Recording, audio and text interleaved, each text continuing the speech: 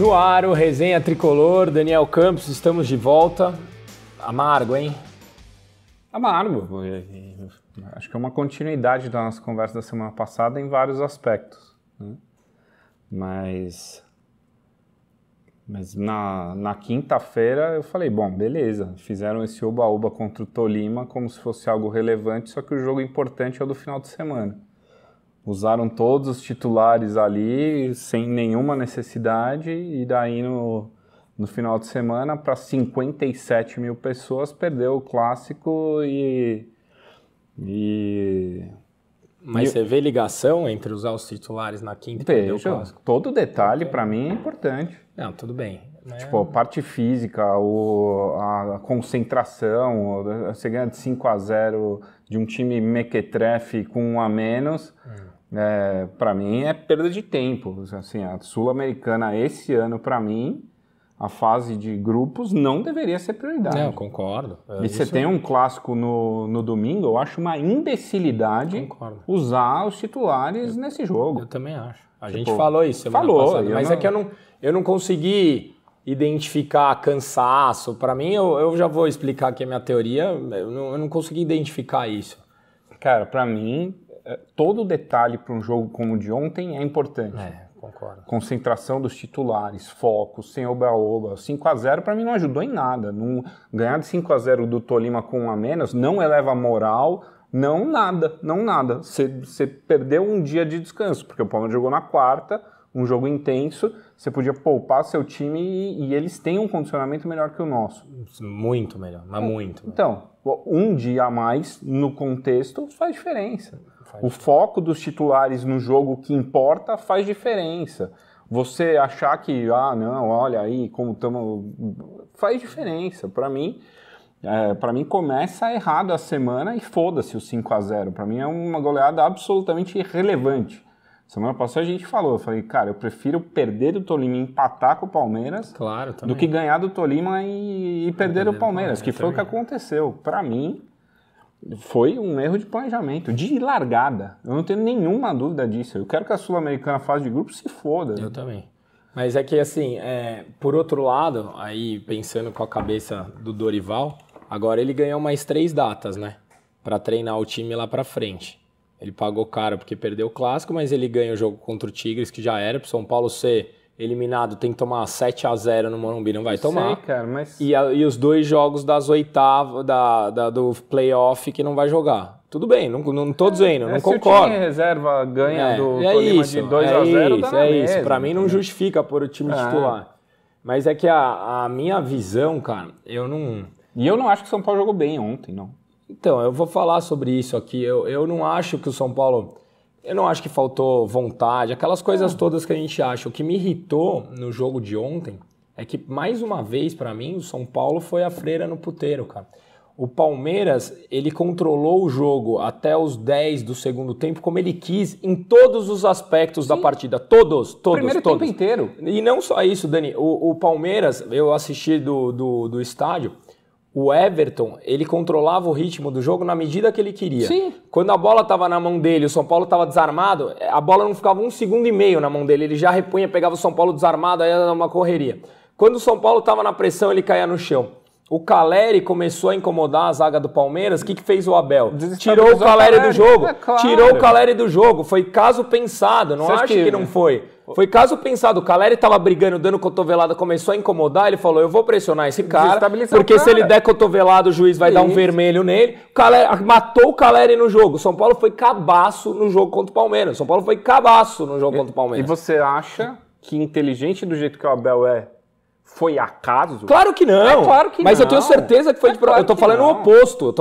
Eu tenho certeza absoluta, pela minha leitura do jogo. O São Paulo, no primeiro tempo, teve a falsa impressão de controle do jogo. Era o contrário, Daniel. O Palmeiras dava a bola pro São Paulo, fechava as 2 linhas atrás, o São Paulo não conseguia passar, blindava as 2 laterais, não tinha outra passagem. O São Paulo deu a falsa impressão de controle. No segundo tempo...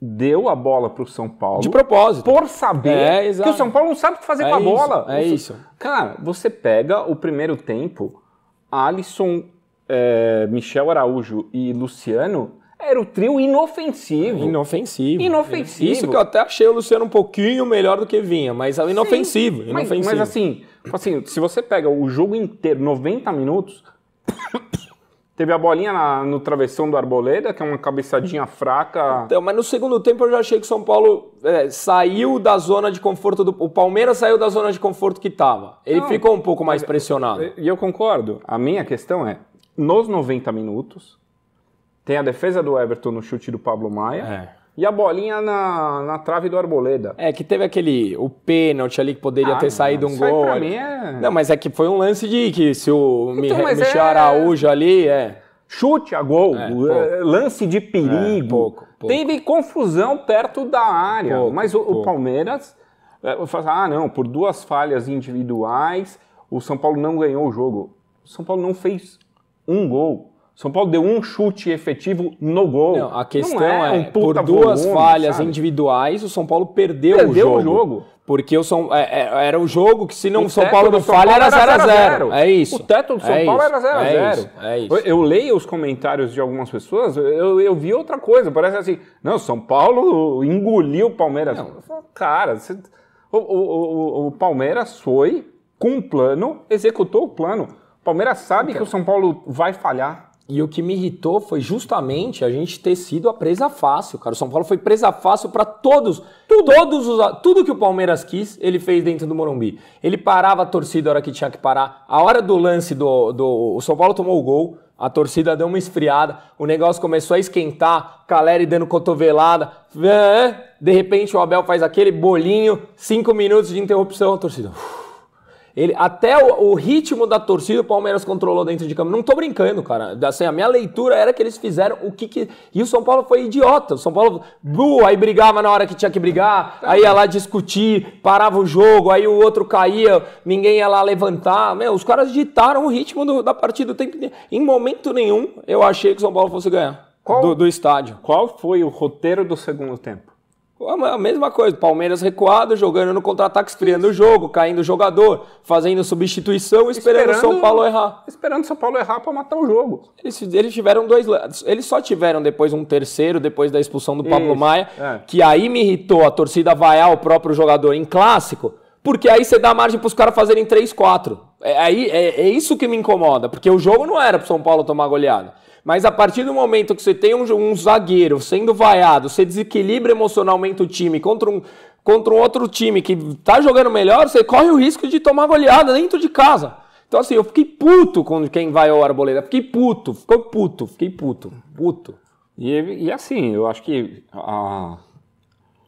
o jogo no Sul e o jogo contra o Palmeiras escancaram as limitações técnicas desse time. Claro, mas assim, a gente já sabia, né, Dani? A gente sempre soube, mas tem gente que não, que acha que o São Paulo briga por Libertadores no Brasileiro, que é o São Paulo jogando no limite é um time meia boca.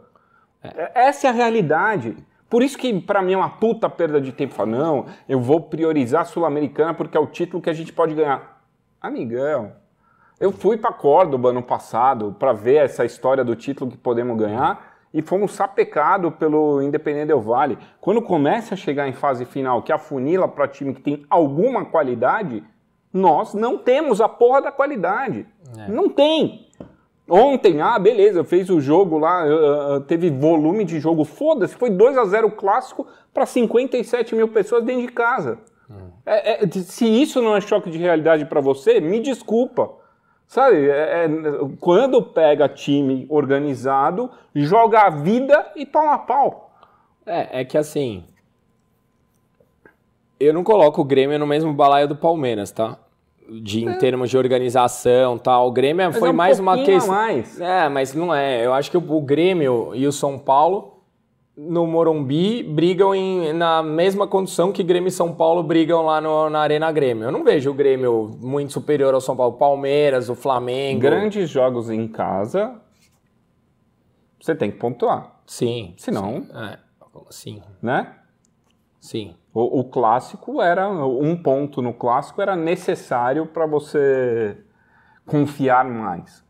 Eu vejo, por exemplo, o Atlético Paranaense, que é o nosso próximo adversário, muito mais bem organizado que o Grêmio. É muito mais difícil pra mim, na minha leitura, pegar um Atlético Paranaense do que um Grêmio, em casa, quero dizer. Pra mim são equivalentes, cara. Eu acho o ataque do Grêmio muito bom. Acho a defesa do Grêmio uma bosta. O ataque do Grêmio é muito bom mesmo. E não só pelo Soares. O Cristaldo é bom, a movimentação. O Bitelo joga bem. O primeiro tempo do São Paulo e Grêmio... Foi assustador.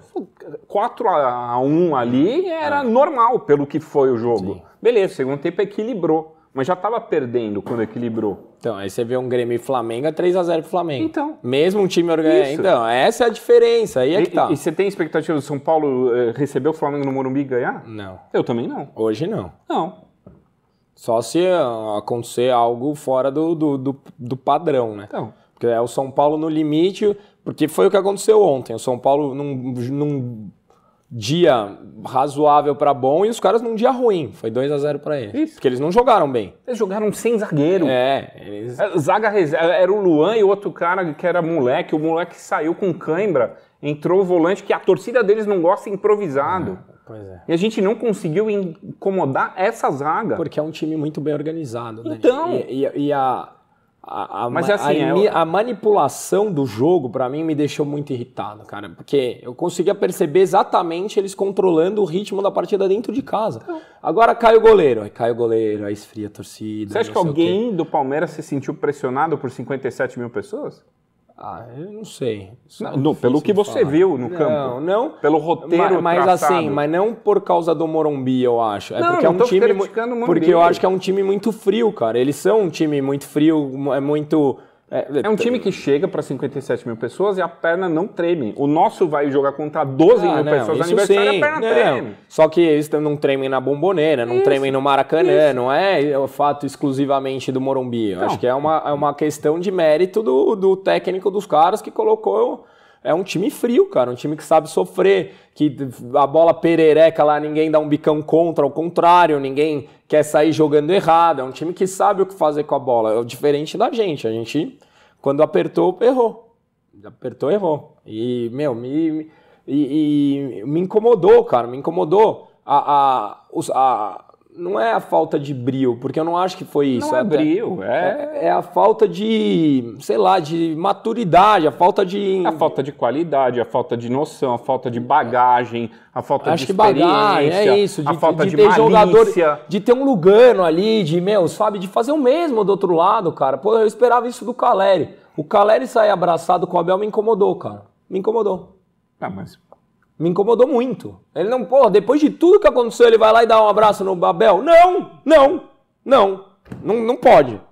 Não, me incomodou mais do que ele ter perdido o gol. O Lugano ia ser abraçado Nunca, mas nunca. E o Abel não sairia abraçado com o Caleri se tivesse perdido o jogo. Alguém sair do time de 2000 não é nem 2005, 2007, do Muricy. O que me incomodou no São Paulo é isso, é todo mundo... Mas o São Paulo é a freira no puteiro? Faz 5 anos. Da porra do diretor de futebol ilegal, que não sabe nem se é de comer ou de passar no cabelo, não sabe o que ele tá fazendo ali. Né? O grande mérito dele é dar declarações pra imprensa a cada 2 meses. Sabe?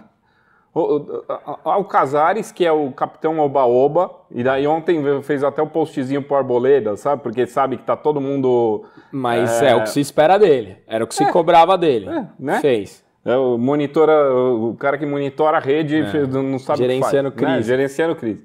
Pessoal, né? Não do time. Dele, sempre.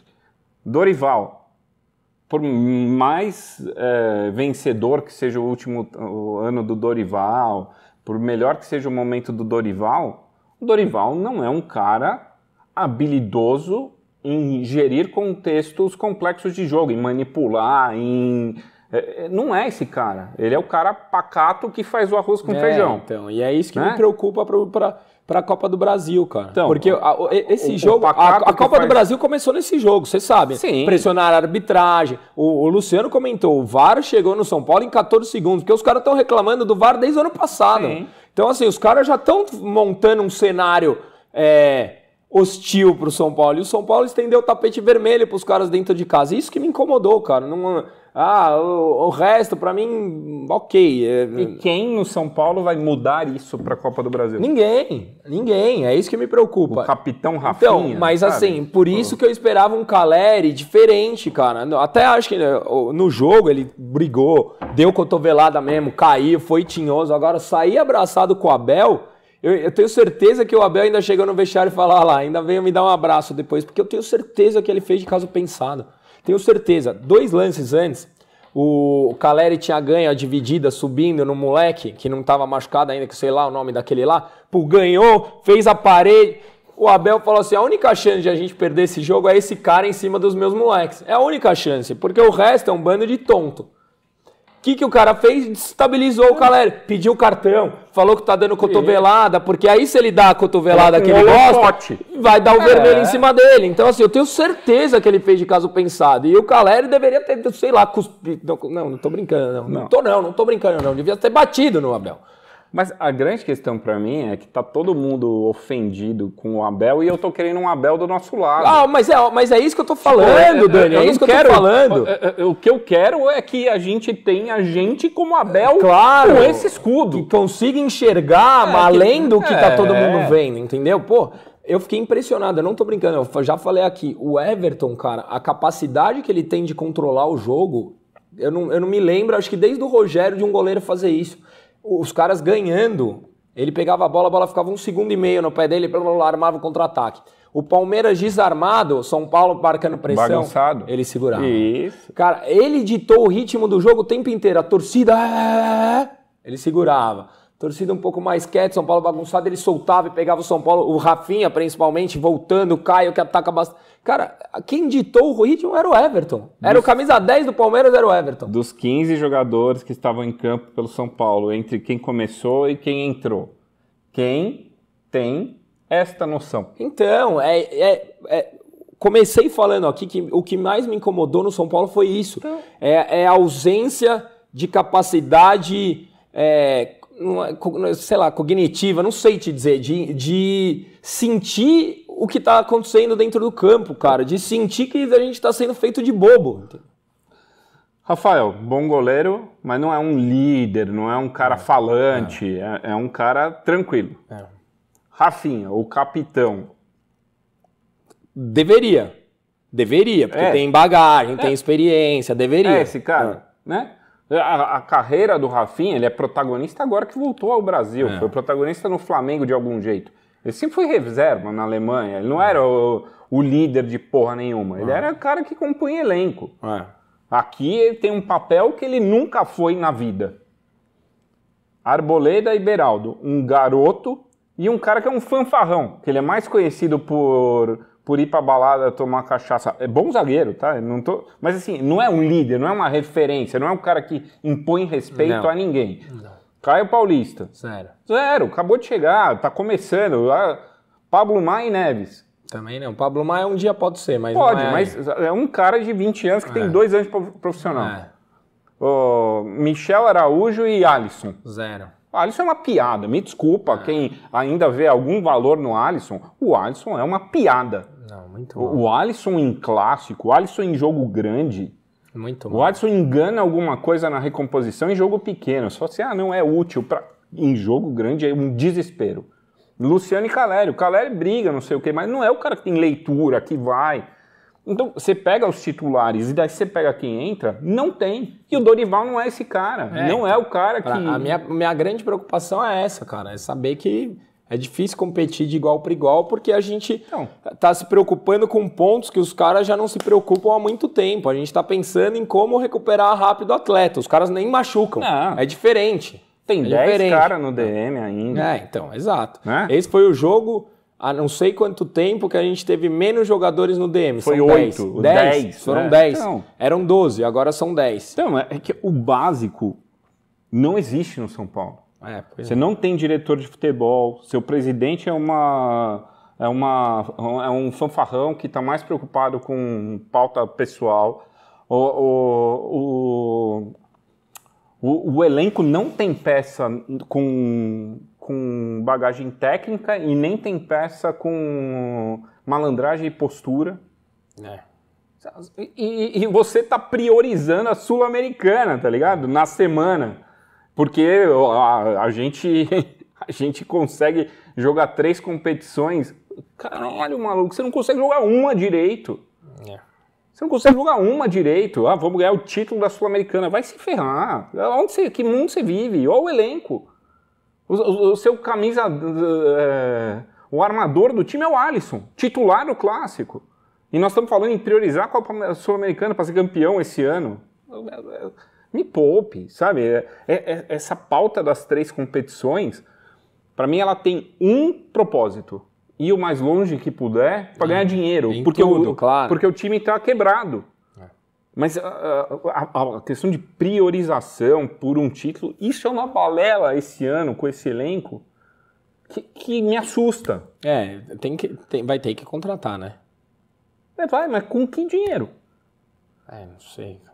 Não paga quem tá lá. Esses caras que a gente comentou, que não recebem em dia. O contexto esse grupo meia boca não recebe em dia.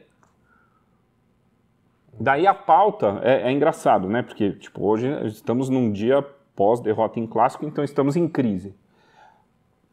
Historicamente, o dia seguinte era dia de contratação. Oba-oba de contratação. Agora é de venda. Agora é de venda, porque você não tem mais a credibilidade de ser um contratante. Você não tem grana, você não tem moral no mercado, você está fazendo o 15º empréstimo perde jogador para Curitiba, para Fortaleza. Isso, né? Tipo, você está aí numa disputa pelo Marinho num contexto bizarro de que implorar, pelo amor de Deus. Se alguém sabe? quiser, leva. Se alguém quisesse, alguém quer um Marinho? Não, ninguém. Ninguém quer o Marinho. Alguém queria o Pato? Ninguém. Então assim, se ninguém quer você é a última opção, você arruma um lugar para fazer o São Paulo Prev. Fora isso, mas a gente fica aí nesse oba-oba, né, ganhamos de 5-0 do Tolima, sabe? Vamos pegar e, sabe, aí, a evolução dos caras. Time de bêbado, velho. Contexto bizarro, sabe? Assim, com um expulso. Ainda correu risco, porque no primeiro tempo contra o Tolima os caras bateram pra caralho. Muito, né? Muito. Que time filho da puta. E daí você contunde 2 caras que você não tem. E já dificulta ainda mais o que tá pior, né? Porque não se volta ninguém. O Dorival falou na entrevista, agora a gente tem 10 dias parado. E não volta nenhum. E ele falou, não tem expectativa de voltar ninguém. Cara, lembrando que o Erisson foi pra Colômbia no primeiro jogo contra o Tolima e vai fazer 40 dias pra jogar. Olha o tamanho do amadorismo, cara. E o Igor Vinícius? Não, mas assim, o Erisson ele foi relacionado. Eu sei. 45 dias depois ele ainda não pode jogar, cara. Olha o erro de diagnóstico do negócio, cara. Ou da recuperação. O Igor Você acha que os caras sabem o que ele tem? Não sabe. Não sabe. O Igor Vinícius tá 8 meses parado, cara. Eu sei. Ele não jogou esse ano ainda. 8 meses parado, cara. São Paulo E agora tem 10 dias. E aí? O que você acha? Dá pra evoluir alguma coisa? Ou é tentar encaixar uns 2, 3 bons jogos? A alegria dos 10 dias é o Dorival ter tempo pra evoluir alguma coisa. E você acha que... Bola parada. Você acha que pós-derrota pode atrapalhar alguma coisa nesses 10 dias ou não muda nada? Cara... Não deveria, né? Não deveria, claro. O planejamento não devia ser alterado. É a primeira vez que o cara vai ter tempo para trabalhar o grupo. Ele só jogou, né? Praticamente, ele viaja, joga e tem... Foram 15 jogos em 45 dias. 8 dias de treino, um negócio assim. 15 jogos em 45 dias. Um jogo a cada 3 dias. Então, mas quantos dias o Dorival teve de treino com o elenco? Não sei, Eu acho que foram 8. Se não foi então, mas mesmo assim, esses 8 é intercalado com um jogo, que não é que você vai e faz um treino tático. Se ele der 2 dias de folga nesses 10, ele dobra o tempo de treino que ele teve até agora com uma sequência organizada. Pois é. Puta, se isso não fizer diferença... Fudeu, né? Fudeu. Mas assim, cara, A questão do choque de realidade é muito importante. Para você não ficar devaneando, entendeu? Não vamos vir aqui e falar assim, não, a Sula compra passagem para Montevidéu, sabe? Cara, vamos lá, gente. Pelo amor de Deus. E da Copa do Brasil, qual a estratégia depois do que a gente viu para tentar passar? Cara, na Copa do Brasil você tem que jogar por uma bola, travar o jogo. Então, você sabe que eu até, e para mim acho que o ponto é esse, eu até acho que pro elenco do São Paulo é melhor você jogar o primeiro em casa. Porque você chega vivo fora de casa, entendeu? Se tem condições de chegar vivo, né? É que assim... Se toma um 2-0, já chega morto, ainda é amassado lá. Você vai jogar no Allianz aberto, sabe? Você tem que ganhar em casa. No mínimo. Né? E beleza, né? Os caras sem Gustavo Gomes, nós falamos aqui.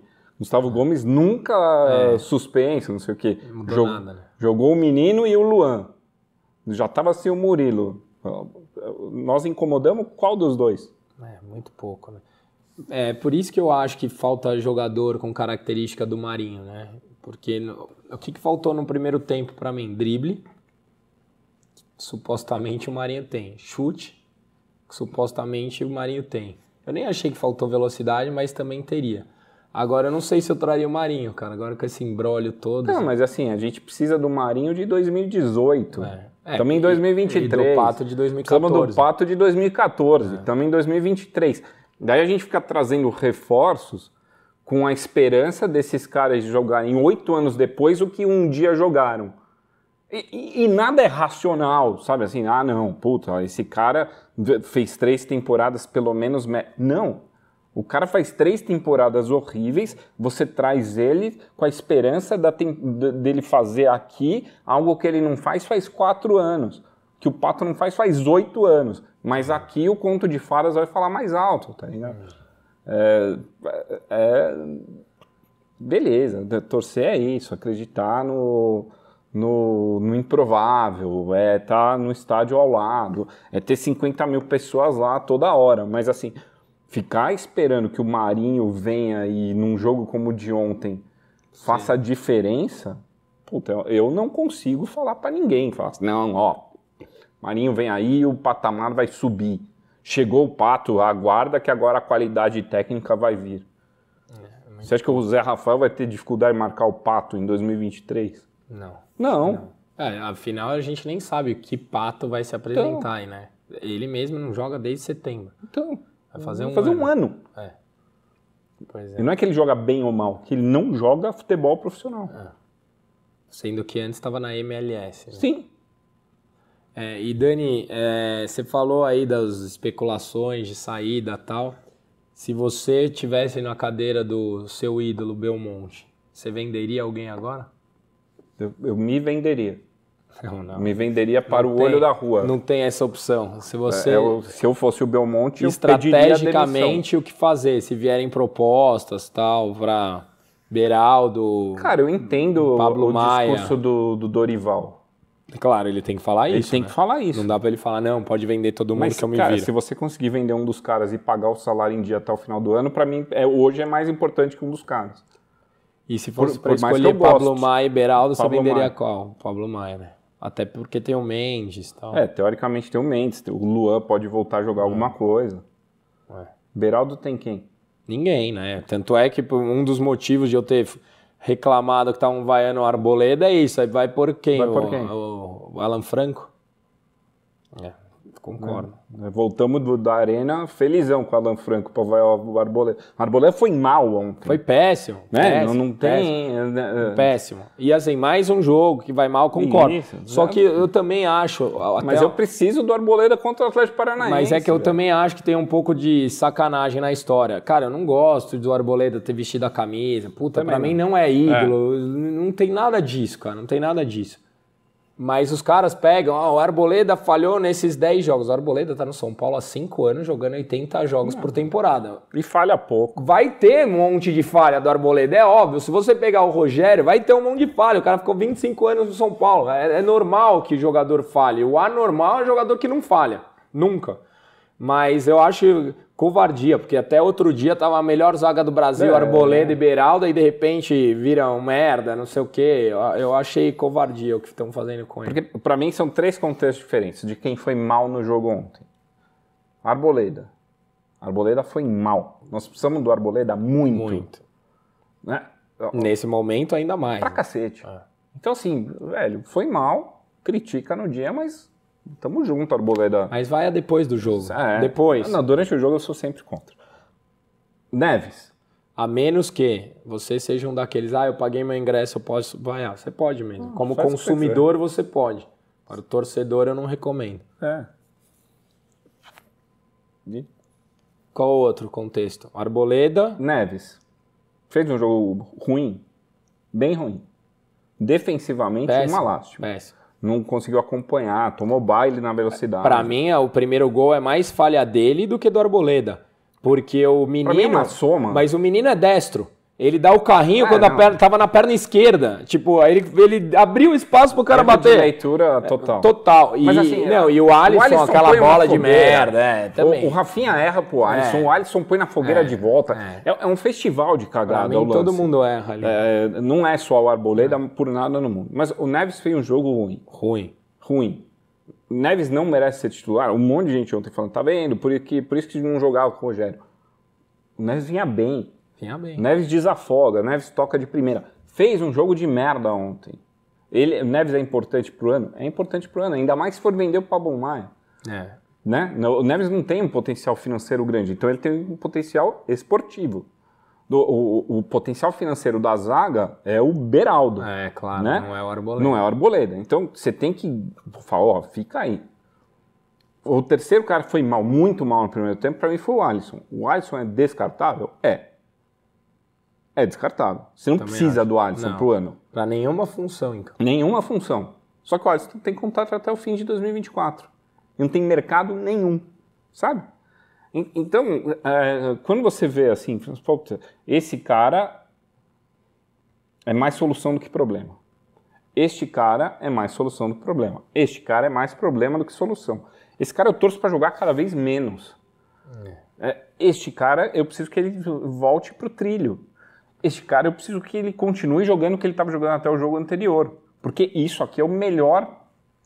Dentro da nossa limitação, que é enorme. Enorme. Então, assim, dentro do que temos, o Arboleda é um dos melhores. A gente estava debatendo aqui, programa passado, ou retrasado, que esse é um dos piores São Paulos que a gente já viu. Pra mim é. Então, aí você ainda tira um dos pilares, que é o Arboleda, porque o Arboleda é um dos pilares desse São Paulo. Porque ele falhou contra o Palmeiras. E é uma bosta ele falar contra o Palmeiras. É uma bosta, ele falhou na final, falhou.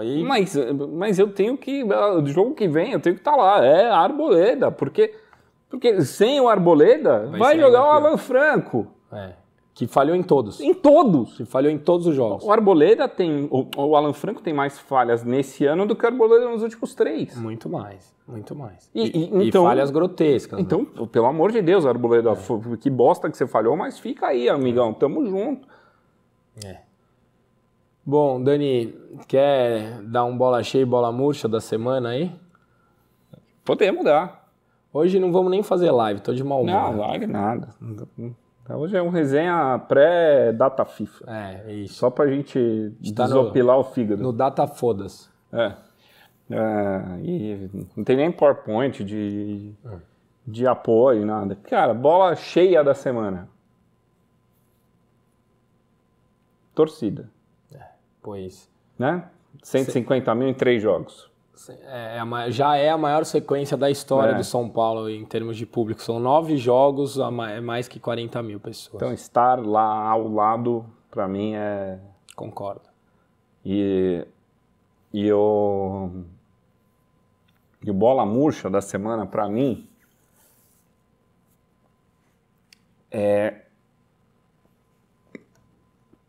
tem bastante pra escolher, né? Mas... Eu não acho que vale dar para nenhum jogador especificamente. Por mais que tenham vários erros individuais. Mas para mim é o conjunto. O conjunto, é o planejamento, é a falta do detalhe, A gente não olha detalhe faz muitos anos. Então, mas é o... Eu tô tentando achar uma palavra, mas a depreciação, eu ia falar isso. Depreciação do São Paulo. Eu ia falar o retrocesso do São Paulo. O São Paulo depreciou, ele não teve manutenção médica, ele não teve manutenção de dirigente, ele não tem manutenção. E daí você vai vendo ano a ano... Como a diferença vai crescendo. E a depreciação vai ficando cada vez mais aguda. A ponto de, no dia que os caras vão mal e você vai bem, você perde para 50 mil pessoas. Não, sabe? E para mim, assim, essa depreciação ela fica clara quando você começa a se preocupar com coisas que os caras já não se preocupam faz tempo. Por exemplo, o DM, que a gente tá falando, os caras nem machucam, nem machucam. Eles jogaram na quarta. Qual a melhor base do Brasil? Jogaram inteiro, o feminino. Pra quem não sabe, feminino a gente vai pegar os caras também nas quartas. Vai tomar, é a base, é o feminino. Porque a gente tá. O feminino de São Paulo treina aí no clube, né? Então, assim. De favor, um uniforme emprestado, tem que devolver. Sabe? Então. Esse é o nível do São Paulo atual, né? É o São Paulo do Oba-Oba. O São Paulo que, como perdeu a final do NBB, ninguém fala nada. Se tivesse ganho, tá todo mundo postando com a taça e falando eu que fiz o projeto. Exato. Né? Então, e aliás, os caras foram até guerreiros, hein, meu? Não, o Franca puta time. E ganhou lá fora de casa. Tipo, o time do São Paulo, com as limitações que tem, ser vice do NBB é um bola cheia, não é um bola bucha. É uma coisa que você consegue valorizar como projeto, como história. Tem várias restrições, especialmente de não cobrar ingresso numa final também e tal. Mas... E de gerar despesa e não receita. Não receita, né? Não é um projeto com começo, meio e fim. Mas o resultado esportivo... Chegar numa final contra o Franca, fazer uma disputa de 5 jogos, ganhar 2 em Franca, tem bastante mérito para você enaltecer, sabe? Mas a depreciação da estrutura como um todo, para mim, é o grande bola murcha do ano. Boa.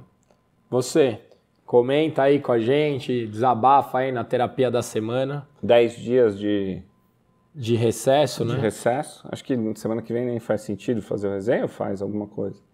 Não sei, a gente pensa aí durante a semana. Comenta aí, faz sentido fazer um resenha para falar sobre o nada? Olha, no São Paulo é difícil ser sobre o nada, você vai ver. Mas é que eu não vejo sentido em fazer um resenha para comentar especulação, notícia plantada. Concordo. Vão ser 10 dias de caça-clique. 10 dias de tudo que a gente odeia. É isso. Eu não sei se faz sentido. Se você acha que faz, fala pra gente se faz ou não. E se sim, o que a gente devia comentar semana que vem sem ter jogo. Boa. Beijo do Magro. Até a próxima semana. Valeu.